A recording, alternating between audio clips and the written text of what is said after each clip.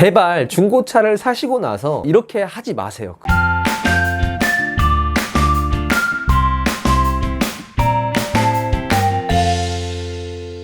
안녕하세요, 제가 바로 이창입니다. 오늘도 영상을 보러 와주셔서 감사합니다. 오늘은 저한테 댓글로 많이 요청이 왔어요. 300만원대 중고차 아니면 500만원대 중고차, 1000만원대 중고차, 구독자분들이 중고차에 대해서 저한테 굉장히 많이 문의를 주셨어요, 이메일로. 그 결과 이제 첫 차를 사시는 분들, 아무래도 제 유튜브 채널의 대부분은 조금 첫 차를 사시는 분들한테 도움이 될 만한 그런 영상을 주로 제작을 하기 때문에 이번에도 우리 차린이 분들을 위해서 영상을 제작하게 되었고요. 이번에는 500만원대로 구매를 할 수 있는 중고차 3가지를 골라서 왔어요. 일단은 탑3를 소개해드리기에 앞서서 중고차를 사실 때 그냥 한 가지의 문구만 기억하시면 돼요. 비싸고 안 좋은 차는 있어도 싸고 좋은 차는 없습니다. 그러니까 여러분들도 그 차량을 사실 때 그 시세에 맞게끔 사세요. 그냥 SK 엔카나 K카 들어가 보시면 중고차 시세 다 나오거든요. 그 레인지 안에 있는 가격대만 사셔야지 막 너무 싸거나 그런 것만 찾으시면 그냥 차량을 사시면 안 되고요. 저는 일단 300만원대 중고차를 추천드리지 않는 이유가, 웬만하시면 300만원대 아래는 구매를 좀 고려를 해보시는 게 좋고요. 아무리 내가 싸게 사고 싶다고 하더라도 500만원 이상은 좀 추천을 드려요. 여기에는 이제 경차는 해당이 안 됩니다. 경차는 300만원대 경차 중에서도 충분히 괜찮은 경차를 구매할 수 있겠지만 준준형 이상부터는 500만원대 이상을 추천드리고요. 그리고 제가 이렇게 500만원대의 중고차를 추천을 드리긴 하지만 여러분이 진짜 500만원만 있다고 하면 이런 차량 사시면 안 됩니다. 적어도 700만원에서 800만원 정도 여윳돈이 있는 상태에서 500만원대 중고차를 구매하셔야지 중고차를 샀을 때 내가 부대 비용을 지출할 수 있고, 그런 걸 생각했을 때 보통 내 예산의 70% 정도만 중고차 값이라고 생각하시면 돼요. 나머지 30%는 부대 비용으로 나갈 거니까 뭐 그렇게 알아두시면 되고요. 네, 제가 이제부터 소개해드릴 차량 3가지는요 모두 500만원대 중고로 구매하시면 충분히 괜찮게 타실 수 있으리라 생각을 하기 때문에 추천을 드리는 거고요. 네, 그럼 빠르게 이 3가지 차량 중에 제가 500만원이 있으면 무조건 이 차량을 살 것 같은 차량 1순위는요, 네, 바로 기아 포르테입니다. K3를 많이 생각을 하셨을 텐데 K3 같은 경우도 500만원대에 살 수 있지만 저는 웬만하면 그냥 포르테를 구매하시길 권합니다. 왜냐면 중고를 사셨을 때 차종을 딱 보시면 시세 가격 레인지가 있을 거예요. 그 시세에서 가장 아래쪽에 가격대를 형성하는 이제 금액대는 웬만하면 피하시는 게 좋아요. 물론 K3도 500만원대로 구매할 수 있어요.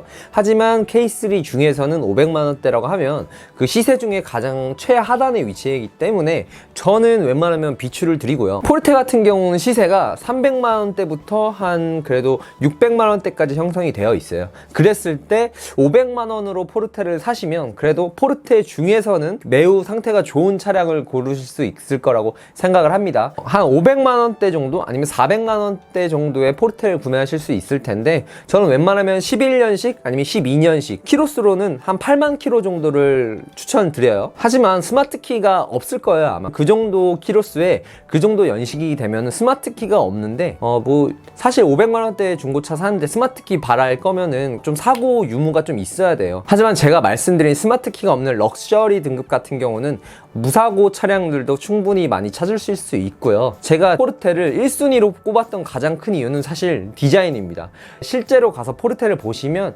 8년이 지난 차량이라고 생각하기에 무색하게끔 디자인이 굉장히 세련됐어요. 실내도 굉장히 준중형에 맞게끔 잘 갖추어져 있고요. 그러니까 여러분들도 이 포르테라는 차량을 꼭 염두에 두셨으면 합니다. 실제로 저희 가족도 아직도 11년식 포르테를 잘 타고 있어요. 지금 8만 킬로인데 폐차할 때까지 탈 것 같고요. 실제로 포르테 차주들이 모이는 카페에 가보시면 잔고장이 그렇게 크다고 생각하진 않아요. 네, 빠르게 제가 다음으로 추천드리는 500만원대 중고차 2위는요,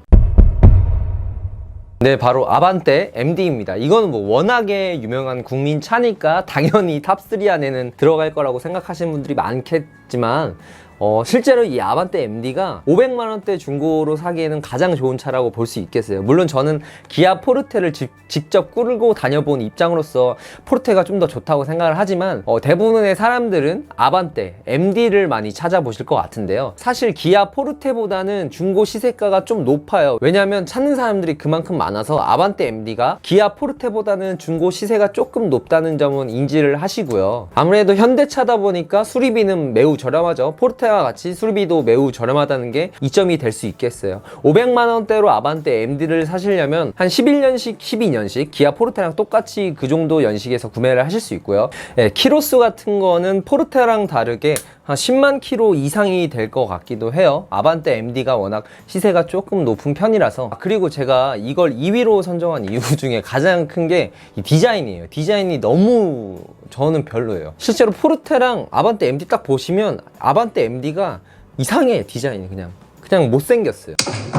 그래서 저는 그냥 포르테를 살 것 같긴 하지만 여러분들한테 선택을 드리기 위해서 2위로는 아반떼 MD를 고른 거고요. 기아 포르테랑 똑같이 럭셔리 등급을 구매하시면 될 것 같고요.